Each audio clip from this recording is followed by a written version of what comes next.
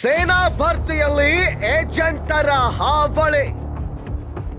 ಸಿದ್ದು ಗಡ್ದಾರ್ ಎಂಬ ವ್ಯಕ್ತಿಯಿಂದ ಆಸಾಂ ರೈಫಲ್ ಸೇನೆಯಲ್ಲಿ ಸೇರಿಸಲು 8,50,000.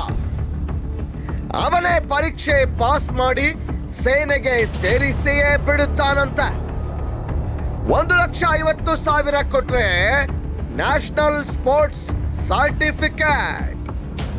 ಹಿಡ್ಕಲ್ ಡ್ಯಾಮ್ ಹೊಸೂರು ಗ್ರಾಮದ ಸಿದ್ದು ಗಡ್ದಾರ್ ಅವರ ಮಾತು ಸೇನಾ ಮುಖ್ಯಸ್ಥರು ಕೂಡ ಮೀರುವುದಿಲ್ಲವಂತ.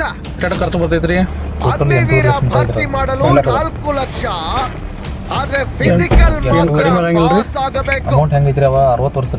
ಲಿಖಿತ ಪರೀಕ್ಷೆ ಪಾಸ್ ಮಾಡಿ ನ್ಯಾಷನಲ್ ಸ್ಪೋರ್ಟ್ಸ್ ಸರ್ಟಿಫಿಕೇಟ್ ಕೂಡ ಸುಳ್ಳು ಹೇಳಿ ಕೇಂದ್ರ ಸರ್ಕಾರದ ಕಣ್ಣಿಗೆ ಮಣ್ಣೆರಚಿ ದುಡ್ಡು ಮಾಡುತ್ತಿದ್ರು ಕೂಡ